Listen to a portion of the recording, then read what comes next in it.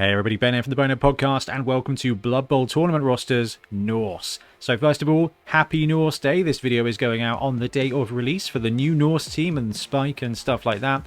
Now what we're doing is we're going through every team in Blood Bowl and having a look at some example tournament rosters at a couple of different price points. Now most tournaments are 1100 to 1200 TV, which is 1.1 to 1.2 million, 1150 being about the most common. So what we're doing is we're having a look at some example rosters at 1100 and 1200 that you can egg up a little bit or drop down ever so slightly. So the whole idea here is to inspire you to build some great Norse rosters, and we're going to have a bit of a play with the new star players too. Anyway, onwards to Norse.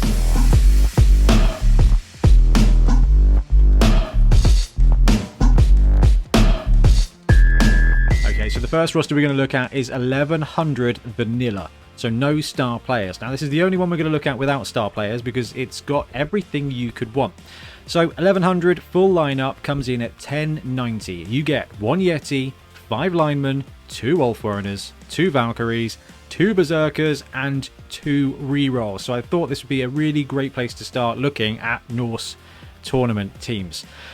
So with this roster, it's tier 1. The chances are you're not getting a huge amount of gold or skills or SPP depending on the tournament setting that you're going to. Now that's fine because the majority of your team comes with the skills that you want. Most of our tournaments would give a tier 1 team 4 or 5 skills basically, and probably none of them are secondaries, so you have to balance that out.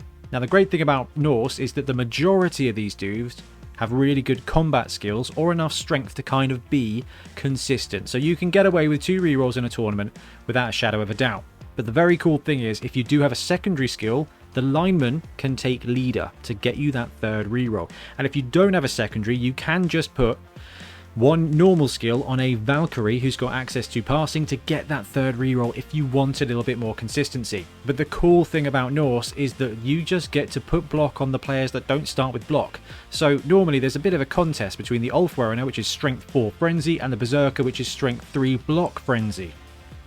Block is more consistent, but once the Ulfwerener gets block, the Ulfwerener with block and strength 4 becomes an absolute house. There's a ton of great skills you can put on your players. Starting at the top, you've got the Yeti. The Yeti is a frenzy and unchanneled fury, so wants to be punching things, wants to be blitzing. Juggernaut combos brilliantly with that.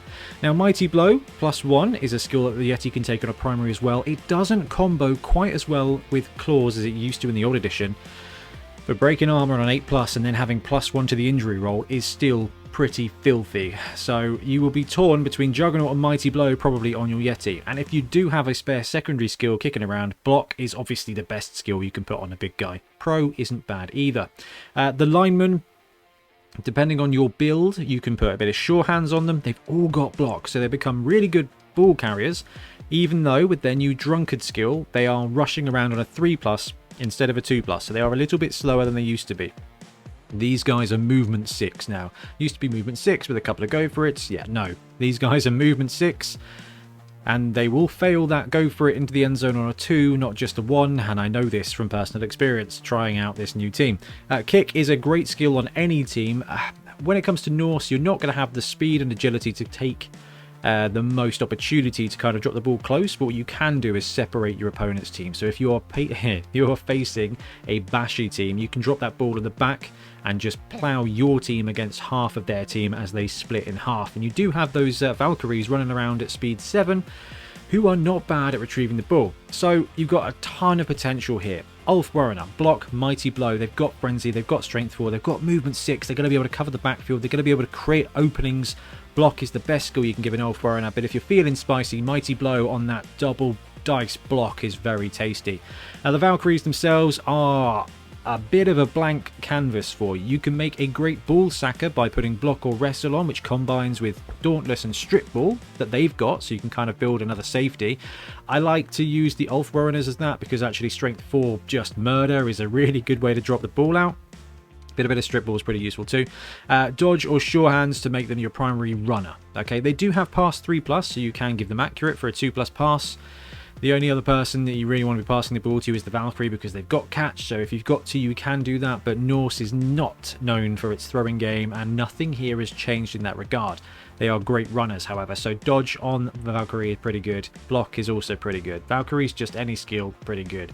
The Berserkers are already brilliant players. They get strength access, so a bit of Mighty Blow is good. Having tackle on them or the Ulfwariner to be a safety is really useful too. And just Mighty Blow because their frenzy is not bad at all. Now with the 1100 lineup, what you can do, because you've got 6, 7, 8, 9, 10, 11, 12 players, is drop a lineman, go down to 11 players and take an apothecary or your third reroll instead. So there's a lot of flexibility, and at 1100 it's a really great place for Norse to be. If you're playing an 1150 or a 1200 tournament, then you're going to get your third reroll, you're going to get an apothecary or a bench. It just gets better from there. But this is a tournament. This is probably one of the only times a Norse team is going to get to experiment with star players.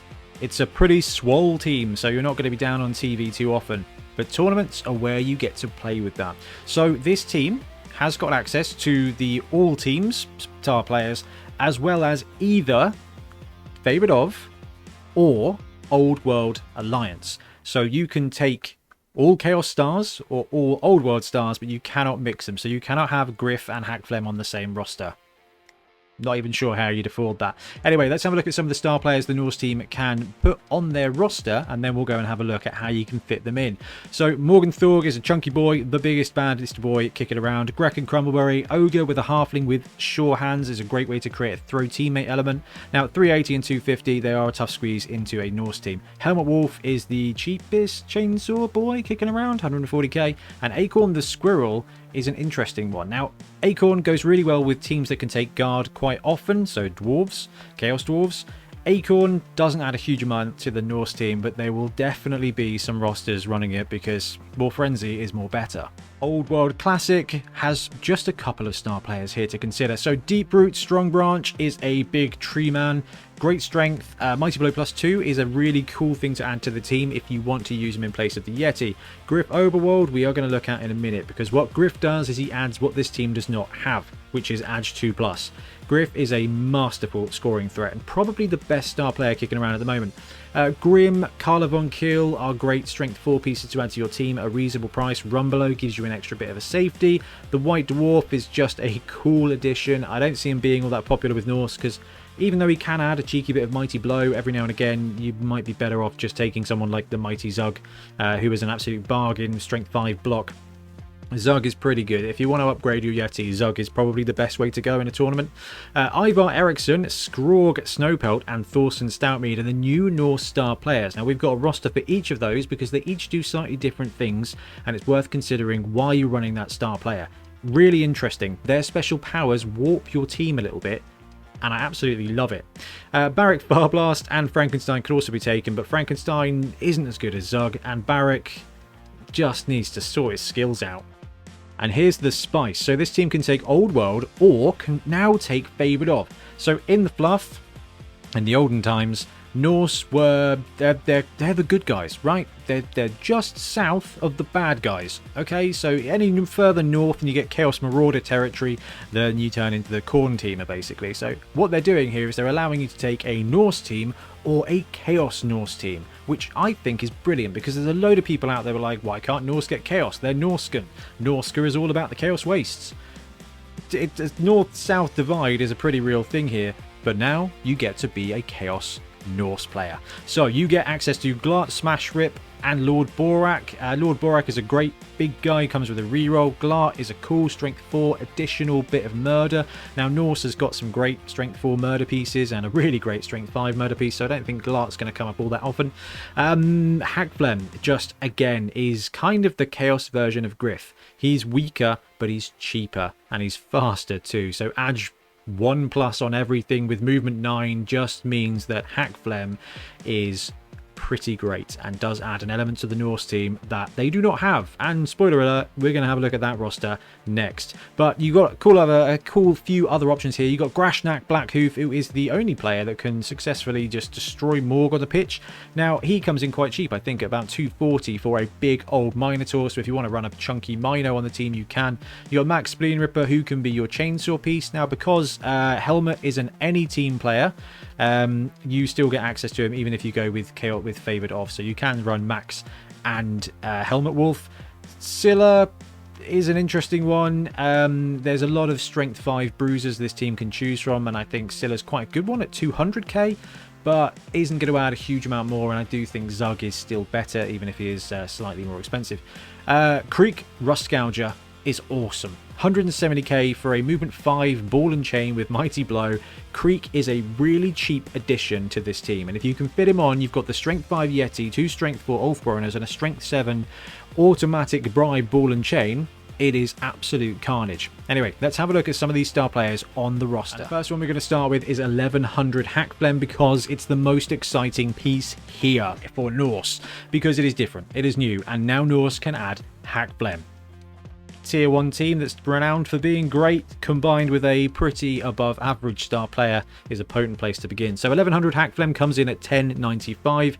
You can have a sweet 5k for you to do absolutely nothing with. So you get 1 Yeti, 6 linemen, 2 Ulfwarreners, 1 Valkyrie as well, and a beer boar with 2 rerolls, and obviously HAKFLEM. So you get 7, 8, 9, 10, 11 players total, plus HAKFLEM. So you do have a bench. Now, this is where the beer boar comes in. The beer boar is going to be useful sometimes. Makes a great cheap fowler. Its ability is quite good to keep those players who you're invested in the fight. It does work out. I would rather have a lineman than a beer boar, but what it does do is it means you can take 11 players for 30k less if you put a beer boar on there, because it's 30k less than a lineman, which means you can squeak this roster in and have everything else. Now, what you can do is drop the Valkyrie down to a standard lineman and replace that beer boar with a lineman for that bit more strength. But ultimately, 11 players plus HAKFLEM means that your 12th player is going to be on the pitch, on the bench for the first drive at least. So it might be alright, and I'd much rather have a Valkyrie here. So you've got Yeti for the combat piece, backed up by both those Ulfwarreners, who probably have block or mighty blow in this point. So you've got 3 solid combat pieces here. Then you've got linemen. Now, linemen are great. You don't have a primary ball carrier integral to your team, so taking sure hands on 1 is a great secondary ball carrier. If you are taking that Valkyrie, that would make a great ball carrier or runner. And then you've got HAKFLEM. Now, HAKFLEM being extra arms, 2 heads, Edge 1 plus basically, is going to fly around and do the scoring. So what you want to do with this roster is build the Norse part to murder as much as you can. So you can even swap that Valkyrie out for a Berserker if you want a little bit extra frenzy. Now, I'd probably take the Valkyrie, and I would consider putting a leader on it to get that 3rd reroll, and that's just to kind of compensate for the fact that you don't have a lot of bench. So what you want things to work out when you need them to. But quite frankly, you could even drop a 2nd reroll, put leader on the Valkyrie, and then flesh out your roster with an apothecary or another lineman just to keep it strong. HAKFLEM is going to do a ton of stuff. If you can bash, HAKFLEM will dash, and this roster at 1100 is just fine. And at 1200 you get basically an extra Valkyrie. So that's what we've done with this roster here. So 1200 HAKFLEM comes in at 1190. Yeti, 6 linemen, 2 ulfs, 2 Valkyrie, a beer boar, 2 rerolls. And again, you get that option now to kind of flex around with your team. Now, Valkyries are 95k, Berserkers are 90k. So if you're happy with HAKFLEM being your primary ball carrier, and maybe creating a sure hands lineman to be the secondary runner, then actually you can bin both those Valkyries, replace them with Berserkers, and maybe chuck a bit of mighty blow on them there to just absolutely pound face. You can even at this roster point, because you've got 7, 8, 9, 10, 11, 12 players, drop a lineman to take an apothecary to keep the core of your roster cooking. Now, this means that you can float between 2 and 3 rerolls with the leader, and probably both your ulfs are getting a combat skill here. If you run the Berserkers, you've got 5 solid pieces. If you don't run the Berserkers, you've got 3 solid combat pieces with a solid bit of combat in your roster and a very solid pair of ball carriers and HAKFLEM. But if you want to eschew the Dark Chaos Gods, what you can do is take GRIFF instead. So GRIFF is probably my #1 rated star player at the moment, because he is just outrageously useful. 280 does mean he's quite expensive, and Norse are quite an expensive positional team, so it's difficult to get a star player worth 300 of your starting 1100k into your build, but we've done it. So the 1100 GRIFF comes in at 1090. You get 1 Yeti, 7 linemen, 2 Berserkers, 1 beer ball, and 2 rerolls. So you've got 11 players plus Griff. Your bench is a beer ball. So 1100 is basically going to be the cheapest a tournament is going to be. So we're kind of looking at worst case scenario. Now, at that point, there's a whole bunch of stuff you can do. We've got 2 berserkers. Now, in a tournament setting, there's some flex here. What you can do is, I believe if you drop a lineman and replace it with a beer ball, you get 30k. That is enough to boost both those berserkers up to Ulf Warreners. Then you've got a Yeti and 2 Ulfs. Or you can sell the Yeti and just backfill with an Ulf Warrener and boost that beer ball up to another lineman. 1100 Griff, you are giving up a bunch of stuff. But what you've got on this roster here is the Yeti, Norse dudes, 2 berserkers who are pretty capable at ball carrying but also pretty capable at punching things, and Griff, who on his own is a strength 4 super blitzer. So you're running Griff and your roster is Griff. You get a bunch of flexibility, but you kind of get one of something good, and that's about it for this roster. And at 1200 it really fills out nicely. So the 1200 roster is bang on 1200. You get Griff and the Yeti, 5 linemen, 2 Ulf Warreners, 2 berserkers, and a beer ball. Again with those 2 rerolls. So what we've been able to do here at 1200 is max out on the combat contingent of your Norse team. Now you cannot get the Valkyries in here without losing a lineman to become another beer ball. So what you could do is drop a lineman, take a second beer ball, and then boost both those berserkers up to Valkyries. I don't necessarily recommend that. The only way I would be happy doing that is to essentially get a 3rd reroll. Now what you can do here is drop your 2nd reroll and spend that cash boosting up a lineman to be a Valkyrie. It doesn't quite give you enough cash to turn that beer ball into another lineman, and then you have to take that leader reroll, but it does get you a 2nd runner. Now, while you kind of think I'm all in here on Griff, and you kind of are, but at 1200, Yeti and 2 Ulf Warreners and the Berserker package is definitely going to carry it. And we've got 1 beer ball, so he is going to come off the bench. He is the bench, so the first drive you've got a solid roster. From then on, there is a likelihood with Norse you're going to lose 1 or 2 linemen, so the beer ball will be on the pitch. But actually, the beer ball being able to get up at Ulf Warrener, 2 Ulf Warreners, a Yeti, 2 Berserkers, or Griff himself is going to be handy. This roster is all in on Griff, but actually you've still got a really strong element of Norse. Then again, you can fudge the cash, drop the Yeti, and potentially bring in some of the other pairs. I do recommend the Yeti in a tournament environment because you can pop a skill on him. You don't have to wait for him to level up, so you can go straight in with him being better. And Strength 5 Frenzy Claws is just straight up removal. So you've got the Yeti and the Ulf Warreners being your heavy hitters, and you've got Griff being a primary ball carrier, who at Strength 4 block is also a very heavy hitter. So you've got HAKFLEM, who is the fast build, and you've got Griff, who's a little bit slower but a little bit stronger. Both of them are going to be incredibly competitive. We've got some new Norse stars, and I think it's only appropriate that we look to see how you can get them onto a Norse team. So 1100 IVAR. So this is Ivar Eriksson. Now Ivar Eriksson is Strength 4, he's 245k, he's Movement 6, and his whole deal is that he's got block, tackle, and guard, which is going to be useful on this team because you don't get a lot of access to guard. And he's got a ability that once per drive, when you activate Ivar, one of your friendly players can move 1 square into a tackle zone. There's some caveats to that, and if you want to know more about Ivar Eriksson, go watch our Star Player Spotlight. But what happens here is you want to capitalize on the players you've got on the pitch, because you want to be able to use Ivar both as a block, tackle, guard, strength 4 player, which is a brilliant blitzer is, you know, of itself, but use that ability to just fudge an extra square of movement. If you can take a player that is not marked and put them into a position where they are marked at the start of your turn, you basically get another blitz. So once per drive, if you can line it up correctly, Ivar is going to get an Ulf Warrener or a Yeti into a tackle zone where they can just pound away while leaving your blitz open. So I see a lot of circumstances here where the Yeti, the Ulf Warreners, and Ivar himself are going to be in combat throwing 2-die blocks, and by this point they should all have block. They should all you know, the Yeti might have jugs or brawler if you're planning on, you know, doing it that way around. But what you're going to be doing is just using that ability to keep in combat.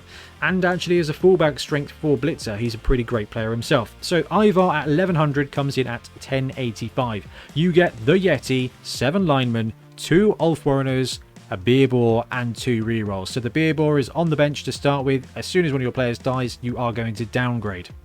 Now, there is actually a cool bit of flex here. Now, I've included both of the Ulfwereners here because they are the most expensive positional.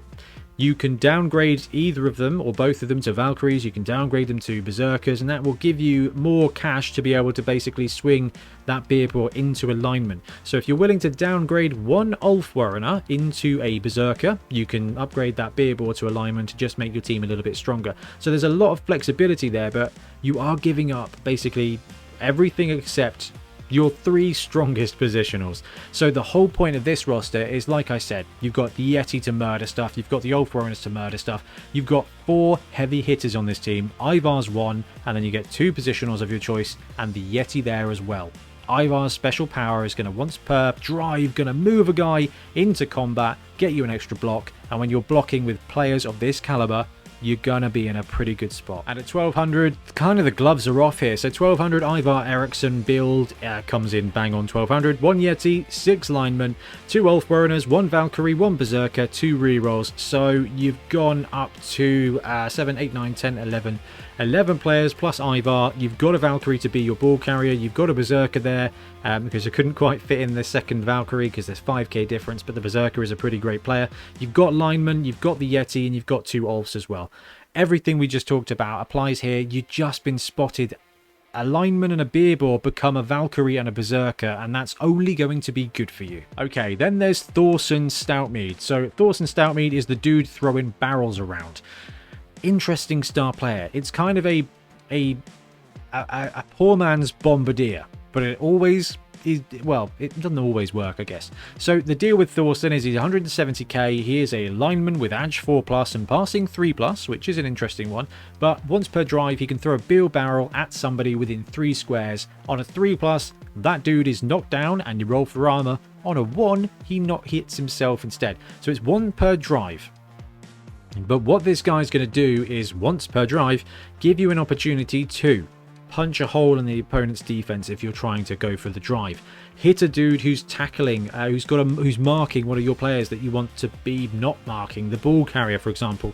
Or if you're playing defense, then actually that 3 squares left, 3 squares right covers the entirety of the center of the pitch. So you put him on one side, your opponent is not going to be able to come within that area of radius without just taking a 3+ ball comes out in your turn, which is absolutely flipping huge. So it's an interesting player. It's kind of all in, and once you've rolled, if it's failed, then you're left with a worse lineman, an inarguably worse lineman with worse agility and a loner's trait. But dude, that sweet 3+ ball comes out ability essentially is pretty massive. So this roster here, Thorson 1100 comes in at 1100. 1 Yeti, 5 linemen, 2 Ulfwereners, 2 Valkyries, 1 Beerbor to fit the money in, and 2 rerolls. So the goal here is to use the Yeti, the Ulfwereners, and the linemen to just play Blood Bowl. That's a great combat contingent. You've got 2 Valkyries. Now the reason I put the Valkyries in here is, 1, you can downgrade them to Berserkers, no problem at all. Go for it. But I like the Valkyries here because what you're going to be able to do, you've got a decent amount of combat power. Those Valkyries with movement 7 and agility access in a tournament setting, probably going to be taking something like dodge or sure hands. You use Thorson, pop the ball out, they can run in and potentially collect it and farm it off or do shenanigansy things. They're the best agility tool on this team, and when you've got the ability to turn over the ball, to free it up, to cause a fumble, you want to be able to have the speed to come and collect it and to get it out of there. But also, if you've got Thorson able to punch a hole in the enemy's defense, actually you've got 2 Ulfwereners and a Yeti to go on a nice 2-die 4-die frenzy tirade to make a hole as well, and you want those Valkyries with that speed 7 and probably dodge to be able to get through and score. Thorson is an interesting start. 170k puts him right in that middle ground of cost. There's a few other options you can take for that price, but I think Thorson's going to change the way you want to play your team more than any other star. You could take you could take old Rumbelow and just be an extra strength 3 dude. I don't know. You've got the Ulfwereners to do a great job of that. This is artillery. Sure, you've had to pay a Beerbor, but this is 1100. You're going to get more cash than that in quite a lot of tournaments. And when you do, you can see the roster fills out really nicely. So 1200 STOUTMEAD comes in at 1200 with Thorson, 1 Yeti, 3 linemen, 2 Ulfwereners, 2 Valkyries, 2 Berserkers, and 2 Beer Boars with 2 rerolls. Basically, a box of Norse, a Yeti, and Thorson STOUTMEAD at 1200. Now, there's a ton of different things you can do with this roster. You can downgrade a couple of positionals to boost those Beer Boars up. You can drop a reroll to boost those Beer Boars up and then rely on leader on one of your players. If you've got a double, it's a lineman. If you've got singles only, then it's a Valkyrie taking leader. There's a ton you can do to flex this cash up and down, but what you've got here is an entire Norse team and a guy that can 3+ lightning bolt basically every single drive. And then he becomes a lineman who's strength 3 with block. That's great. Norse linemen are excellent. You're paying 120k on top of a lineman to give him a little bit worse agility, a little bit worse when it comes to loner, but have that once per drive ability to zap somebody and back it up with basically an entire Norse lineup. Absolutely awesome. Not as flashy as HAKFLEM, not as just flexible as GRIFF. But if you want to play Norse, but have a cool little trick up your sleeve, Thorson's going to be great fun. But given that we've got a new Yeti star player, I would be remiss to not look at the 1200 2 Yeti build, because there are going to be a ton of you out there that want to consider how to do this. So 1200 with 2 Yetis, you get SKRORG, SNOWPELT, 1 Yeti, 5 linemen, 2 Ulfwereners, 2 Valkyries, 2 Beer Boars, and a reroll. So you're using those Beer Boars to kind of pay the tithe. Again, everything I've just said, drop a reroll, boost both those Beer Boars up to lineman and put leader on a Valkyrie, get you 2 rerolls. You've got a pretty reliable combat contingent here. You could absolutely do it, and at 1200 you get a pretty good bit of Norse roster as well. But this is kind of where this roster comes in, because this is, what, SKRORG, 240, 250k. So at that point, he becomes flexible with a bunch of different star players as well. So within that price range, you've got Grashnak at 240, you've got Zug you can take as well, you've got Scylla at 200, I think Borak's a little bit more expensive than that. Yeah, SKRORG's 250, so this is kind of the price point for another strength 5 piece. So you can take SKRORG, you can take Frank, you can take Grak and Crumbleberry, you can take Zug. If you want an extra bit of strength 5, you can definitely do it, and you can do it while still keeping some of the best pieces of the Norse element here. Yetis, Ulfwereners, Valkyries. You have to do it by flexing around and taking those Beer Boars, which will be a bit of a vulnerability as you go into the second half, but it's a clever way to sneak great players onto the pitch. So that's all the rosters we're going to look at today, but there are a couple of other star players that can just slide into those roster templates essentially. So Creek Rustgouger will fit nicely in instead of Thorson. The whole point there is that Thorson throws barrels at someone, and that's your team's gimmick. Take Thorson out, drop Creek in, exactly the same price. Now your team is focused around just protecting and causing an unknown amount of carnage with a strength 7 ball and chain with Mighty Blow. Absolutely massive. We talked about HAKFLEM doing great stuff. We talked about Grashnak doing great stuff. Grashnak is going to be a really heavy hitter. You can fit him in instead of GRIFF in the build. You can fit him in instead of IVAR, and you can fit him into the 2 Yeti build instead as well. And when it comes to Old World Classic, there's just a ton of stuff you can do in that mid-range piece. So IVAR's 245, SKRORG's 250, so you can take either one of those rosters and you can fit in somebody else. Deeproot is the same price as GRIFF. Obviously you'd want to flex your roster a little bit because Deeproot is not a ball carrier. Karla, Grim, Rumbelow, they're all just reasonable mid-range stars as well that you can drop in instead of some of our other options. I really do like what IVAR, SKRORG, what IVAR and Thorson bring. That kind of gimmick play is going to be really interesting, and IVAR being slightly less good than GRIFF because he doesn't have the agility, but having the ability to move one dude one square every now and again, it's going to be a different style of play. It's going to be more Norse focused than here's my team, but it's mostly about GRIFF. But because of the way it's set up, you can still GRIFF your heart out and have a backing of the mightiest player in Blood Bowl. Anyway guys, I'm going to wrap up this video. Let me know which rosters you're looking at, what else you're brewing up, because this is the most exciting bit of a new team release. We start getting to see what rosters we can take, and I cannot wait to see them on the pitch. Anyway, thanks very much for watching. We'll be back soon with more Blood Bowl content. Happy blocking. thanks very much for watching. We really appreciate your support. If you want to help support the channel even further, please like and subscribe, or come join us on our Patreon. We have early access to content, we get loads of feedback from you guys, and we try and do competitions as much as we can. Or you can get yourself some Bonehead podcast merch on our Spreadshirt site. So if you want to support a team, especially for the Bonehead Championship, you can pick up a shirt, a mug, things like that. It all helps support the channel, and we really appreciate it. Anyway, links below. Thank you very much. Happy blocking.